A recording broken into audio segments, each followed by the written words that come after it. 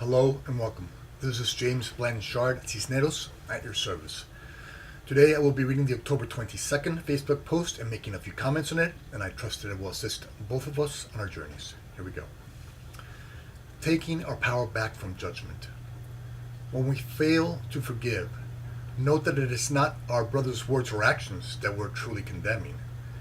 It is our thoughts of what their words or actions mean to us that we're condemning. And so what is really happening here is that when we are angry with ourselves, our own inability to release ourselves from our own thoughts. The idea is within our mind, not in the outside world, and thus it's within our mind where the focus must lie.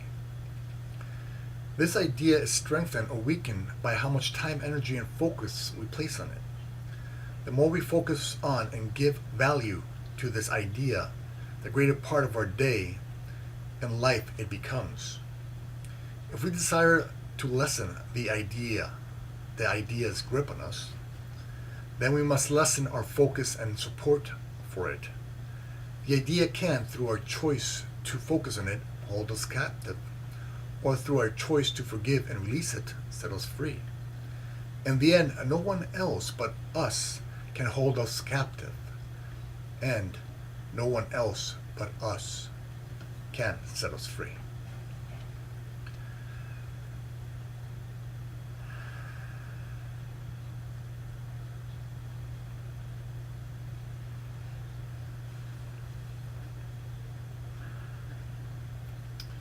What is judgment? Judgment is a tool that the ego, quote unquote, has gifted us to defend ourselves in its illusionary world. Now, when you're buying into the illusionary world, judgment can be a useful tool. But when you're aligning with the truth within you, judgment is but an illusion, and so not useful at all. In fact, when you're aligning with the truth within you, when you're remembering who you truly are, that you are God's creation, that you are love's creation, and love is all, and therefore there's no opposite to all, and therefore there's no opposite to love, and therefore you are only love. And love's expressions can be such things as kindness, generosity, compassion, forgiveness, joy, and peace. And judgment is not within those, as you can tell. Judgment is simply within the illusionary world. And so when we defend ourselves through judgment, we are saying that the ego's illusions are more real than the truth in our brothers. And so we take a situation or a word or an action that our brother or sister expresses, and instead of looking past the illusion and seeing our brother's true nature, which is love, we decide to judge them because it doesn't quite fit into what the ego taught us to be real. And so the ego taught us individually a very limited belief system. And that belief system is fed from our parents, our friends, our peers, our environment, our society. And so the ego says that this is the right way.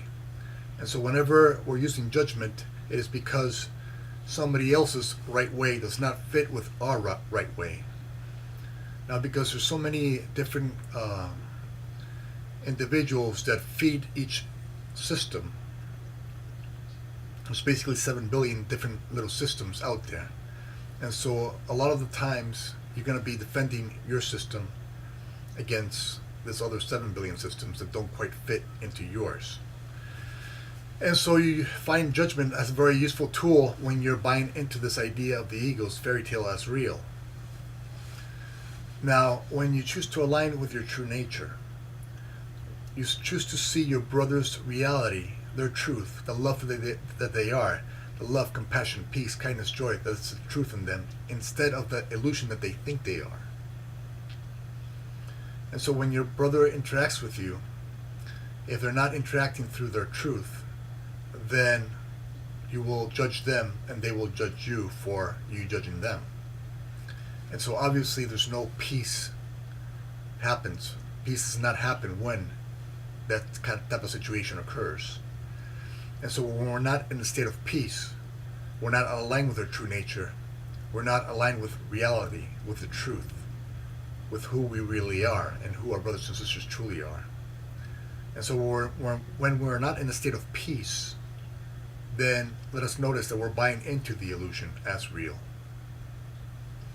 And so let us offer the illusion itself gratitude today, and our brothers and sisters gratitude today instead of judgment, because they're showing us when we're not being our true selves. And when we're not being our true selves, we're not in a state of peace.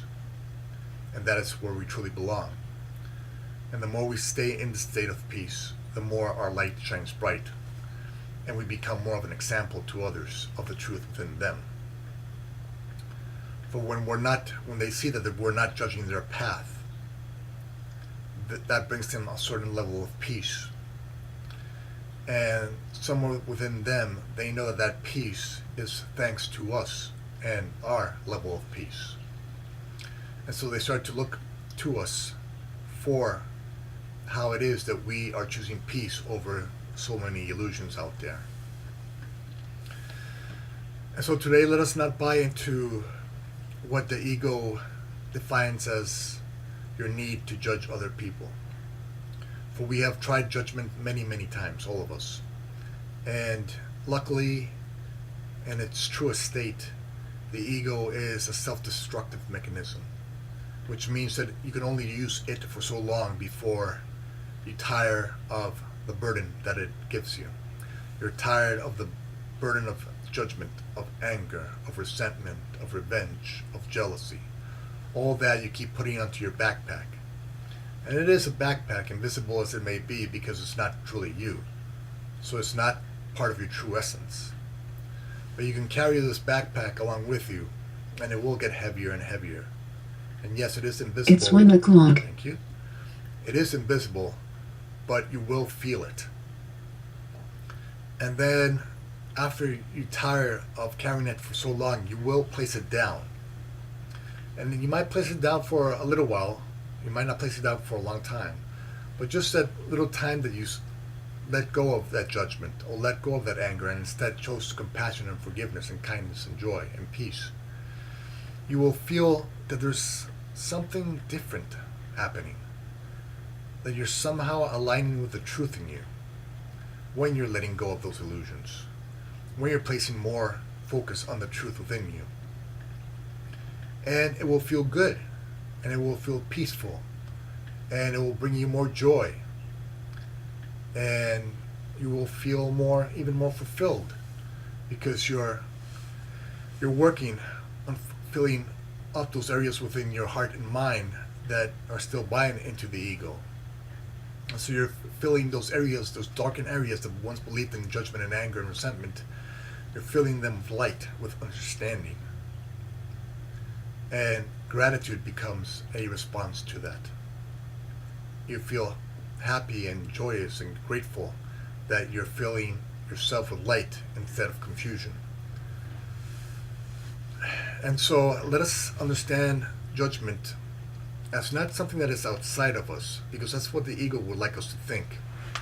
The ego would like us to think that we're judging something outside of us, because secretly it's telling us that if we're judging something that is outside of us, if we're defending ourselves against something that's outside of us, then that something that's outside of us must have power over us, because we're seeing it as real.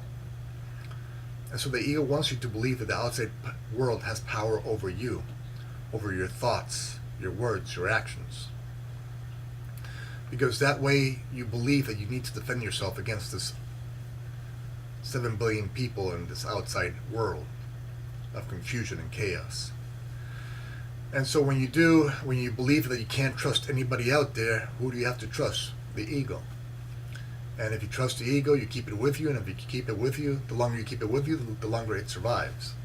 And so that's what it wants us. It wants us believing that it's outside, that the danger is outside, that the need for judgment is outside.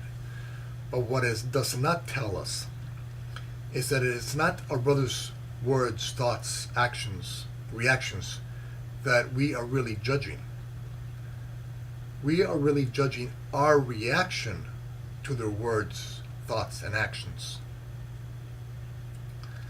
So nothing in essence is really happening out there, so to speak, that can really attack us.